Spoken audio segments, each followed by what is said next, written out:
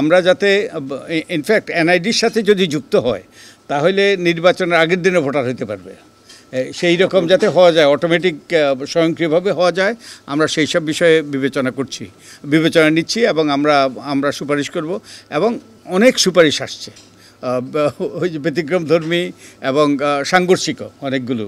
তো আমরা সবগুলো বিবেচনা নিয়ে আমাদের সর্বোচ্চ বিবেচনা শক্তি ব্যবহার করে আমরা প্রস্তাব করব। আর যে রোটেশনাল পদ্ধতির কথা বলেছেন, রোটেশনাল পদ্ধতি এবং ওনাদের প্রস্তাব ছিল যে 100 আসনে নারীদের জন্য সরাসরি নির্বাচনের ব্যবস্থা করা। যে তাহলে 100 আসনে যদি সরাসরি নারীদের জন্য নির্বাচনের ব্যবস্থা করতে হয় তাহলে 400 আসন করতে হবে আমাদের সংসদের। 400 আসন করে 100টা নির্ধারণ করতে হবে, সেখানে শুধু নারীরাই প্রতিনিধিত্ব করবে। যোগ্য নারীরা এক দলের নারীরা আরেক দলের নারী ওই যে প্রার্থীদের সাথে প্রতিদ্বন্দ্বিতা করবে। তো এখানে তাদের সরাসরি ওই যে কনস্টিটিউয়েন্সি থাকবে এবং নির্বাচন হবে। ওই যে এখন তো শুধু মনোনয়ন হয়, নির্বাচন হয় না। তো পরের বার, এটা হলো প্রথমবার, না 3টে আসন নয়, 100টা ধরেন 400 আসনের মধ্যে 1/4 যদি আমরা লটারির মাধ্যমে নির্ধারিত হতে পারে যে এই 100 আসনে এবার শুধু নারীরা প্রতিদ্বন্দ্বিতা করবে, আর বাকি 300 আসনে নারী পুরুষ উভয়ই প্রতিদ্বন্দ্বিতা করবে। পরের 100 আসনে এটাও আবার লটারির মাধ্যমে হতে পারে। তার তৃতীয়বার আরও 100 আর আবার লটারির মাধ্যমে হতে পারে।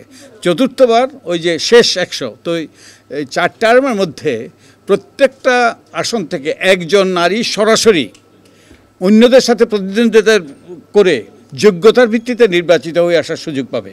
তো এটা হলে যেটা হবে যে এখন যেরকম ফায়দা দেওয়া হয়, এটা যে আত্মীয় স্বজন টাকা পয়সার বিনিময়ে অনেক কিছু, এটা বন্ধ হবে। যোগ্য নারীদেরকে মনোনয়ন দিতে হবে এবং একই সাথে যে যারা যোগ্য তারা যদি একবার সরাসরি নির্বাচন করে আসতে পারে এবং একই দায়িত্ব একই ক্ষমতা প্রয়োগ করতে পারে, তারা উপরি নয়, এক্সট্রা নয়, তারা অলংকারিক নয়, তখন তারা ওই যে এই 5 বছরের মধ্যে তারা কনস্টিটিউয়েন্সি ডেভেলপমেন্ট বলে, তারা নিবেদিতভাবে কাজ করে, তারা এমন যোগ্যতা এমন ওই যে জনপ্রিয়তা অর্জন করবে, তারা পরবর্তীতে পুরুষের সাথে এগুলো যখন আর নির্ধারিত থাকবে না, সংরক্ষিত থাকবে না, পুরুষের সাথে প্রতিদ্বন্দ্বিতা করে জিতে আসতে পারবে।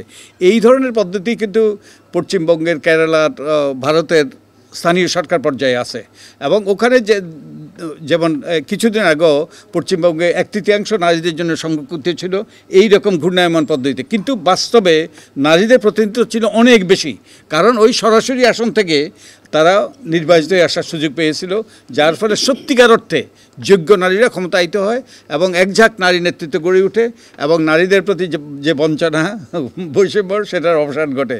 যারা নারীরা যাতে যে আমাদের মতো সকলের মতো ওই যে first class citizen, not second class citizen, ওটা নিশ্চিত করার ওনারা প্রস্তাব দিয়েছেন।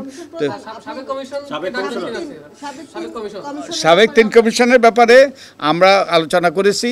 আমরা যেই নির্বাচনী অপরাধগুলো আমরা আবার পর্যালোচনা করছি, নির্বাচনী অপরাধগুলো কিভাবে তাদের ক্ষেত্রে প্রযোজ্য হতে পারে, আর এটা যাতে ভবিষ্যতে না হয় সেটার বিষয়ে আমরা পর্যালোচনা করছি। আর আমরা একটা প্রস্তাব করেছি, ওনারা তো সিনিয়র সাংবাদিক, অনেকে সম্পাদক, ওনারা যেন যে বাই দি ওয়ে আমরা গত 3টা নির্বাচনে পর্যালোচনা করছি, আমরা শেখার চেষ্টা করছি, ওনারা যেন ওনাদের ওই যে আপনাদের মাধ্যমে এই যে কিছু অনুসন্ধানী রিপোর্ট করেন যে গত 3টা নির্বাচনে যারা কমিশনার ছিলেন কিংবা গুরুত্বপূর্ণ দায়িত্ব পালন করেছেন, তাদের সাথে কথা বলে তাদের কাছ থেকে শুনতে যে কি হয়েছে, তাদের দায় তারা কেন করতে পারেন নাই। তো আমরা ওনাদেরকে অনুরোধটা করেছি যাতে এই অনুসন্ধানী রিপোর্টটা করার জন্য আমাদের পক্ষে ফ্যাক্ট ফাইন্ডিং এর জন্য এই দায়িত্বটা সাংবাদিকদের উপর রিকোয়েস্ট করা হয়েছে। জি, আমরা তদন্ত সংস্থা নয়, আমরা প্রস্তাব করার কিন্তু আমরা তথ্য সংগ্রহ করার চেষ্টা করছি এবং আমরা আপনাদের সকলের কাছ থেকে আমরা সহায়তা চাচ্ছি এবং যাতে আমরা ওই যে এবং আমরা গত 3টা নির্বাচনকে পর্যালোচনা করছি এবং যার ভিত্তিতে আমরা ওই শিক্ষা নিয়ে আমরা ওই যে প্রস্তাব করব। তো আপনাদের সকলের সহায়তা দরকার।